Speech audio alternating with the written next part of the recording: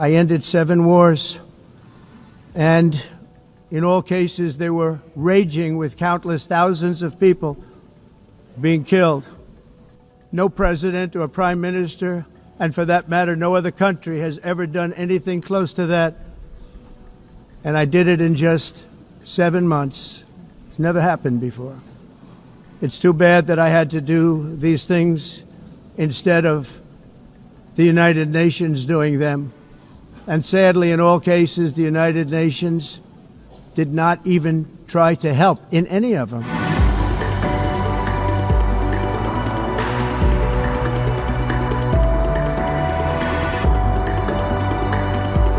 You're doing it because you want to be nice, you want to be politically correct, and you're destroying your heritage. They must take control strongly and immediately of the unmitigated immigration disaster and the fake energy catastrophe before it's too late.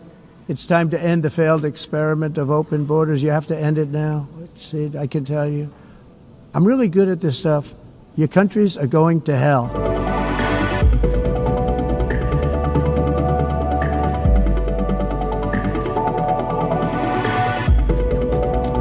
Turning to Venezuela, our humanitarian country team, bringing together, of course, the UN and other humanitarian partners, is continuing to support people in need in Venezuela. Teams from the Office of the Coordination of Humanitarian Affairs continue to monitor developments together with our humanitarian partners. Psychosocial support hotlines are in place, and mapping is being carried out to ensure essential services reach the most vulnerable people.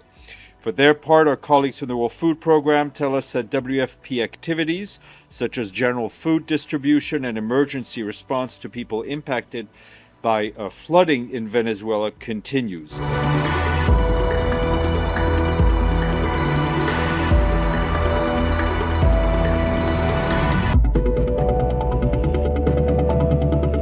We're now going to move to a story that has some extraordinary footage, and that is that migrants over in the UK are actually putting up what can only be described as video tutorials.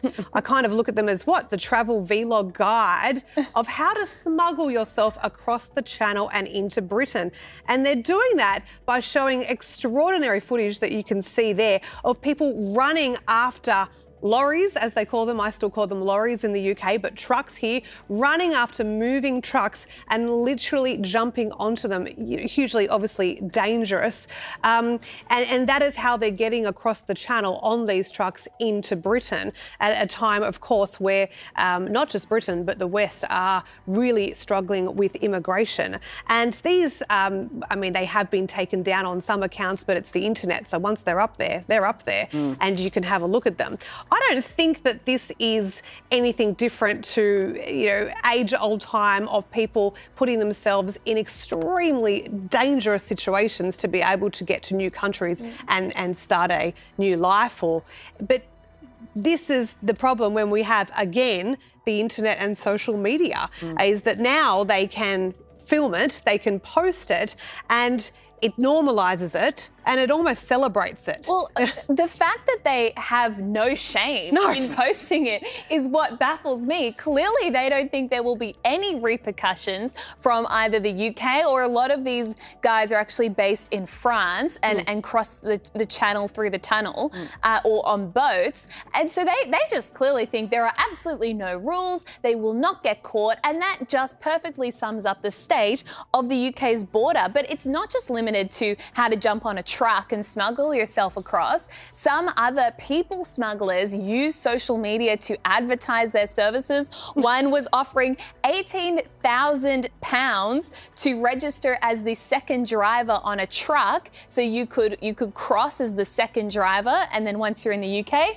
you're in the UK. But this is endemic, Holly. It's easy to find, and it shows the laughable state of the British border. Well, and I think it should be a warning to us, because both the US and the UK, we tend to be sort of 5 or 6 years behind when you look at what's happening in social trends. And the illegal immigration is out of control.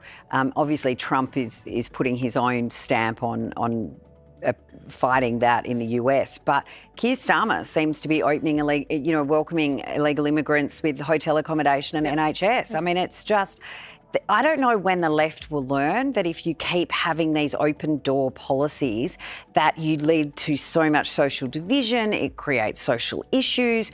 But these people are putting their lives at risk to try and get to Britain, and then they're going in as illegal immigrants. But why wouldn't you when there's a hotel on offer, 3 meals a day and access to the NHS? When if you're born in Britain and you're a citizen, you don't get those luxuries if you're homeless. No, well, I mean, it's across the board. It's anywhere in the West. We seem to have this ongoing conscience of guilt that we have to somehow appease these illegal immigrants and have some form of open borders. And, we need to get our priorities right and get to protecting our own countries. And if Britain doesn't wake up, it's going to find itself in an increasing world of pain, more so than it is already.